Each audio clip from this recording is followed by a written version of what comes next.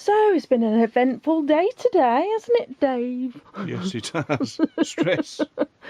Let me just turn this round. Yeah, so the stress today has been, I was training the dog this morning, and you would think on a flat piece of normal grass that nothing could happen. But unfortunately, let me show you what's happened, if you can see, 1 second. Ooh. Yes, I broke my foot. I know, I broke my foot. I stepped back as I was doing my recall, because we like to train the dogs even though they're older, just to keep them, you know, up to date with training and well behaved, etc. And I stepped back and somehow I landed on the floor. It wasn't the dog's fault, the dog was in front of me, so I tripped over my own feet. Ended up on the floor, broken foot. So I'm in plaster, I'm on crutches, I'm trying. It's really hard. I'm trying to use the crutches. I nearly fell over in the car park. But anyway, so I'm concentrating on what we're going through with ELC. So I just wanted to show you a couple of things. Takes my mind off the pain. Hold on, if I show you this, hold on. So this is the folder and all the details of the application we've got to go, well, we've been through and we've sent our application in. There's so much stuff, and I haven't even printed out everything. So it's, show how thick it is, Dave. So there's a lot of stuff to go through. It's Down not to an that easy, yellow one. yeah, it's not an easy process. And as I say, I didn't even print everything out. But what I wanted to show you was, this is the timeline, because I wanted to do this the other day and never had a chance. So here's the timeline. So hold on, I haven't got my glasses on, but it was Friday the 28th of September was the application launched. Saturday the 13th of October, Arlington's site was open for the applicants to go down and have a look, which we went, and thank heavens we did on the 13th, because the 24th is this Wednesday and I can't get out the house. And then Wednesday the 7th of November, it's the process that closes. So the application process closes. So that's exciting. And then week commencing the 14th of November, selection panel meets to shortlist. Scary stuff. And then I've highlighted this because Friday the 16th of November, which isn't that far away, a couple of weeks, shortlisted applicants notified and asked to produce business plans. Well, as you know, we've already put ours in, so, but at least we'd find out whether we're at least shortlisted. And then 30th of November is the deadline for business plans. Week commencing 3rd of December. Selection panel meets to review business plans and prepare for interview. And then the 10th of December, applicants invited for interview. Scary stuff. And then and then the 17th to the 21st of December, right before Christmas, expected interview week. So that'll be exciting. Week commencing 7th of January, applicants notified of decision. That date there, or that week, could change our lives forever, hopefully. And January, February, group development days, and then 28th of February, we sign the lease, which is the most exciting thing ever. And then March would be the formal induction into the ELC. So as you can see, it's not a straightforward process. It has been extremely taxing. Just a bit. It's been a real complicated but interesting application process. We've still got a long way to go, and fingers crossed. But anyway, because obviously we work with no dig beds and we really want to work with sort of permaculture and the ethos behind that, and you know, improving the site, the soil, etc. I was scribbling last night and I was designing the 3-acre plot that we're going for. I was putting it into zones, so you'll see like a big, let me see if I can put this. We've got our 2 horses, so we have to allow at least 1.7 to 2 acres of that 3-acre plot. We have to put that over to grazing, which in some ways is quite annoying, because obviously we could do that for growing. However, we do value the horses' input to producing really good manure, which is on site and guaranteed. We know where it's come from, we know what they're fed, so it's all organic, etc, etc. So I was zoning this out. So obviously to start with, I did the north, south, and got the sun and worked out where everything was. Now this is just my scribbling, just to get the zones right before I put it in properly. So I just scribbled a few things down so I knew where my zones were, and then this is what I've came up with. So if you just bear with me a second, I will show you on the computer. I'll get the computer screen off. Let's take this down and we'll, there, right. Yeah, so basically that's the 3 acres. I'll use my mouse. I'm not sure if you can see that. Can you see that mouse moving? Down in the paddock? Okay, so I will zoom in and out as I go along. So, what we call zone 0 is the beginning of the permaculture plot. Now, I want to stress, I know that I've put this in nice neat, if you see here, nice neat lines where the beds are. Most permaculture plots will be sort of, they would have swales and they would have rounded beds and flow through, etc. We are just using some of the advantages of permaculture. We're not sticking to it completely. We do no dig beds, as I said earlier, and we feel the ethos of permaculture is perfect for what we're doing. I may change them, but I like 30-inch straight beds. That's just the way I like to farm. So you can work it around, you know, whatever suits you. So you'll see zone 0, which is where the house is. Now we've got to have the house here. It's on like a hard standing, and this is where it would be. So it would be a temporary home, which would be either a mobile home, anything that can be moved. We'll probably go for a 30-foot caravan, maybe, and then extra insulate it with double, and it'll have double glazing. So it should be pretty good. You'll see here we've got a wood store. This is where we'll store all our logs for the wood burning stove that we should have. And this side I've put a little lean-to greenhouse because that's where I'm going to start my seedlings for our kitchen garden, which is very close to the house. So we haven't got to walk very far. And also this is the entrance gate into the 3 acres.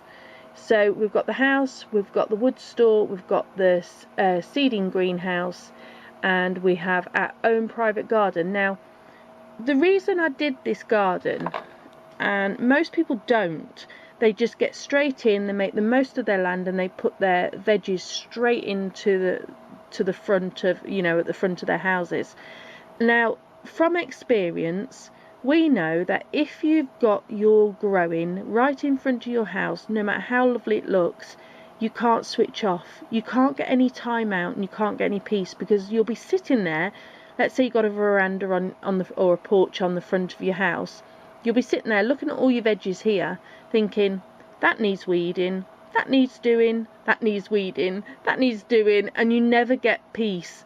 And it's very important to try and get some downtime, because, you know, setting up a small farm is extremely difficult and it can be very, very hard work. So we want to make this property as close to, you know, where there's areas of peace, there's areas of tranquility, as well as work zones, as well as enjoyment zones. So we've got the private garden here. It'll just be a lawned area. It will be full of wildlife plants as well, so it won't just be a plain bit of lawn. But we did want some lawns so the dogs could have a play, because the dogs will be contained within this area as well, so it keeps them safe and away from people. People don't want to see dogs, so they'll be contained in here, and it's just safer for them, especially if there's people coming and going on site. Now here you'll notice this little thing here. I've just put that in there. Obviously it's not to scale, but our waste will be off grid, so we'll have a compost toilet in there, and obviously we need a reed bed. We want to choose a reed bed filter, so for our grey water as well, so our washing machine, our sink, we don't use any chemicals, so all that can run from a pipe from the caravan into a reed bed. Now Dave will then run a pipe from this reed bed over to a second reed bed, So by the time the water comes here, goes through this system here, comes here, it'll be very, very clean. And then this is very close to the main outdoor growing bed, so we can use this water. It'll be held in some sort of holding tank here, and we can use this water to water this area here. So from the house, the grey water will come over, it'll come straight down here. This is a hedge, by the way, at the back. Come down here, water collected, and then it will water that area there. Also, next to here we'll also have a compost toilet. Now that compost toilet will be an outdoor one, and that's really for anybody that's helping, any volunteers, any woofers, etc., or us as we're out in the garden. So I'm going to zoom out again. So we've got the house, we've got the garden. Straight opposite the garden we've got our own kitchen garden, which will be herbs and our own use vegetables. Now right next to the vegetable patch for our own use are the chickens. Now we will be rescuing some chickens. They're not meat chickens, we're vegan, we don't eat animals, but what we are happy doing is when we clean them out we will reuse. I know some vegans don't want to use anything from the animals. I've got to, for health reasons, I've got to clear them out along with the horse poop in the field, and I will be making the most of it. It's a cycle. For me it's a cycle, and I think that, you know, to keep the chickens healthy we need to clean them out. So that literally fantastic compost maker. All the compost will come out of here, it will go into a compost bin which is there, the little black box there. So it'll come out the chickens into there, it'll sit for about 12 months, and then I can use it on this veggie garden here, and if there's a surplus I can use it on the main beds. But ideally the chickens compost will come here along with the horses, and then we'll use it in our veggie beds here. Now you'll also see here a little seating area, and you'll notice the horses gates there. Now we've done the horse gate there and the main gate there, so we can get them easy in and out if we need to move them for whatever reason. And also if people come on courses, now whether that's a little permaculture course, or it might be plant-based cooking course, or it might be a garden tour, you know, because we really want to open it up to maybe the local school children to show them where the food's grown and how it's done on a organic basis. Then we also have an outdoor kitchen. This is just a shed, it's split in two. This half will be made into a little outdoor kitchen, the doors will open up, and I'll be able to do cooking demos there for anybody that wants to come, or create or do some lunch for them. If they're working in the fields I can make some lunch. So just round the back of this shed here we've got the dual purpose shed, so it's one shed, and on the other side it will be used as a packing shed. Be totally separated in the middle, you won't know. So one side's a little open kitchen, the next side's the packing shed, and then next to the packing shed will be the tool shed for the garden, the main working garden. So it's a zone. This was zone 1, by the way, so that was zone 0. This is zone 1, so close to the house, what we use the most, which will be this. And then obviously we want the animals close so we can feed them, so we haven't got to walk miles down the fields to feed the animals or check on them, because it's very important both with the horses and the chickens that they're safe. You'll also notice we'll probably put a mobile field shelter in this field here. It's got to be about 1.8 acres to 2 acres of our 3-acre plot. I'll just pull out here, just purely because the horses are large horses.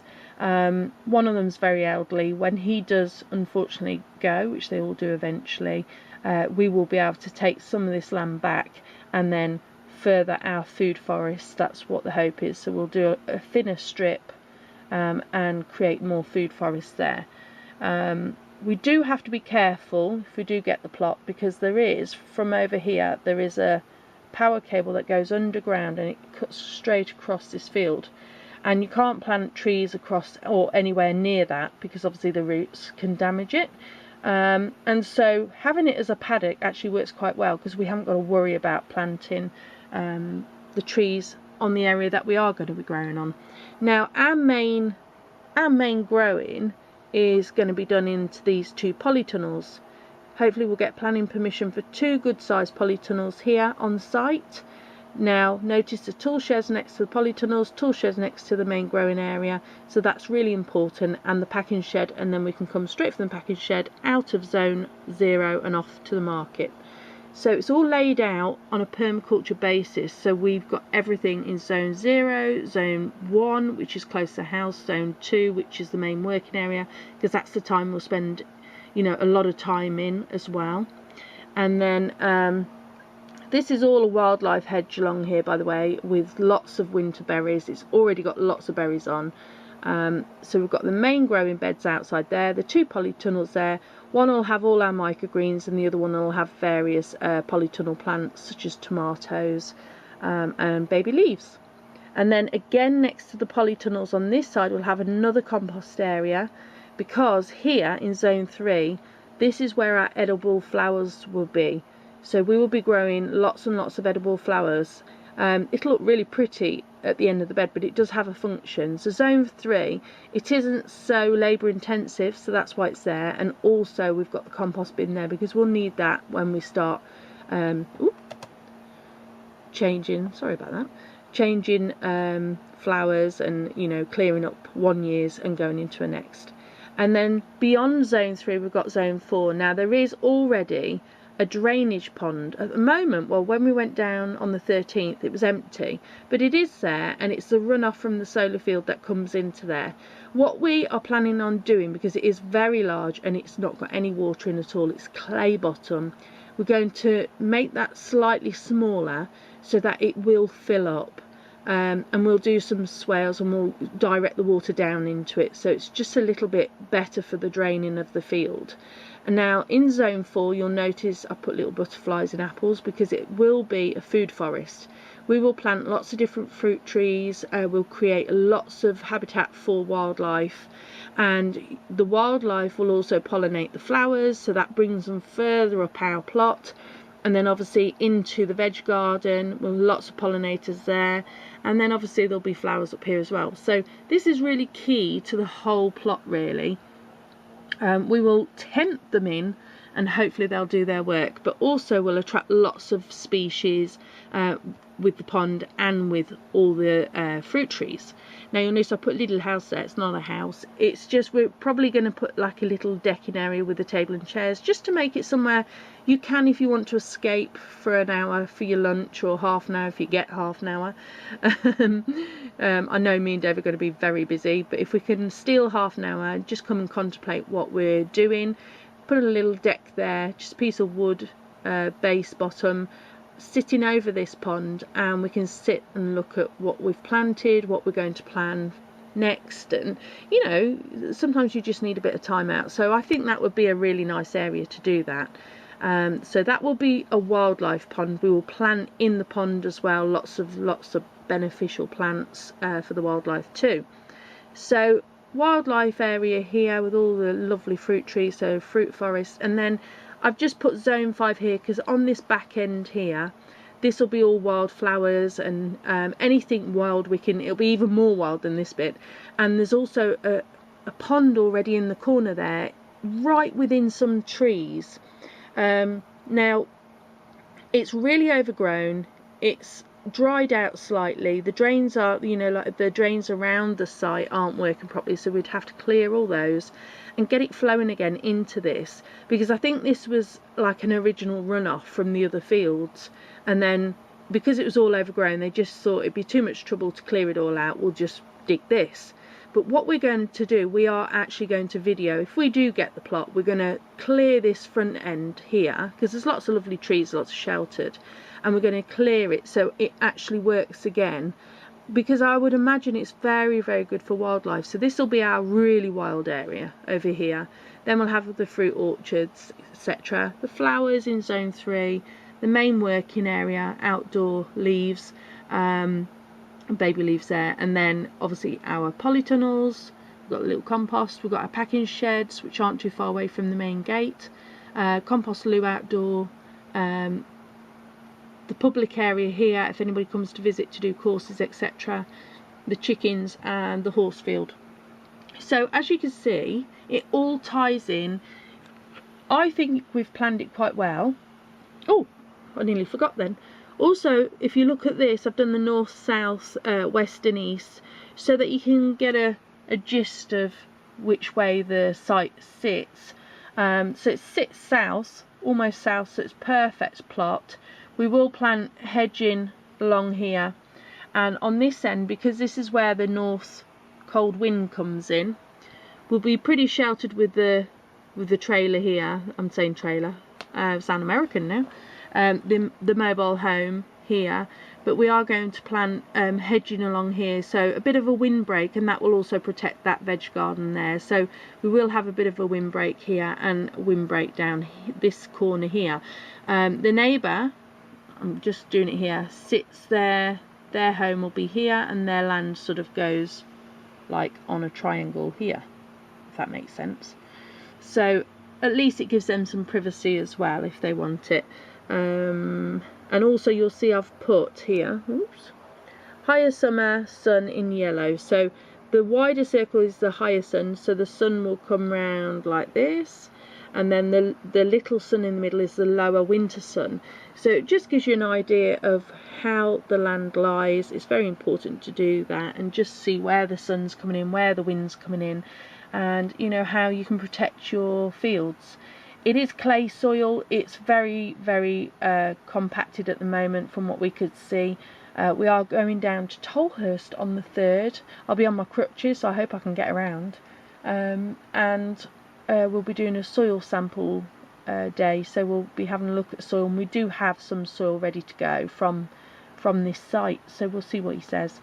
But because we're no dig, whilst it's still very important to improve the soil for the veg, it's a little bit easier because we will be adding beneficial soils, compost and soils on top of the original soil, so it should improve the soil a little bit quicker.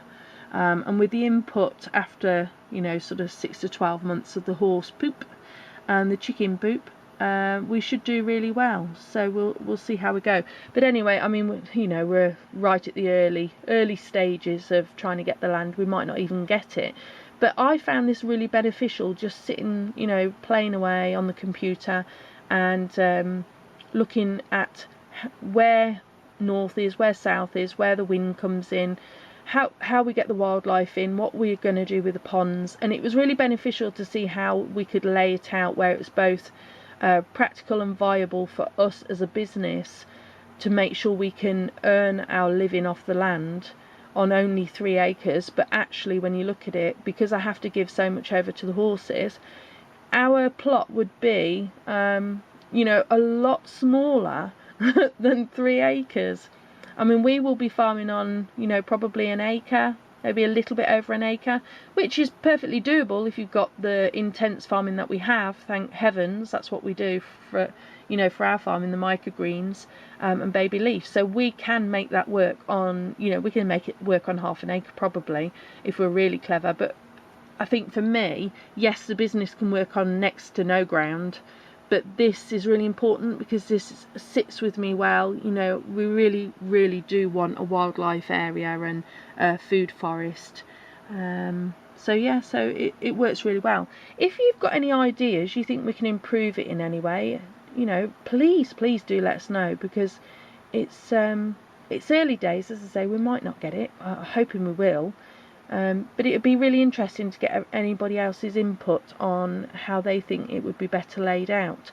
But as I say, we've done the zones. We've done 0, 1, zone 2, which is there, zone 3, which is the flower area, and then zone 4, the food forest, and then zone 5 will be the real wild area. But if you can improve, please let me know. I'm open to hearing any suggestions. Tell us what you think.